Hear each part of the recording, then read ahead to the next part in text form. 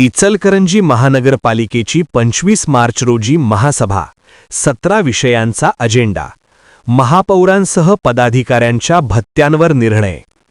इचलकरंजी महानगरपालिकेची सर्वसाधारण सभा बुधवार 25 मार्च रोजी पार पडणार असून या सभेत तब्बल 17 महत्त्वाच्या विषयांवर चर्चा होणार आहे. विशेषतः महापौर, सभागृह नेता व विरोधी पक्ष नेत्यांचे मानधन व भत्ते निश्चित करण्याचा मुद्दा केंद्रस्थानी असणार आहे. सभेत पदाधिकाऱ्यांना महापालिकेची वाहने उपलब्ध करून देणे, पंचगंगा नदी प्रदूषणावर उपाययोजना तसेच वाहतुकीस अडथळा ठरणारी बेवारस वाहने हटवण्याचे प्रस्ताव मांडले जाणार आहेत.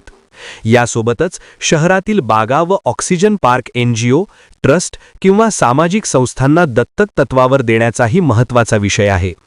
बंद व जीर्ण सार्वजनिक शौचालयांची विल्हेवाट, प्रधानमंत्री आवास योजनेसाठी बांधकाम परवान्यात शिथिलता, महापौर निवासासाठी जागा निश्चिती तसेच भटक्या कुत्र्यांच्या वाढत्या उपद्रवावर उपाययोजना यांसारखे मुद्देही चर्चेत येणार आहेत.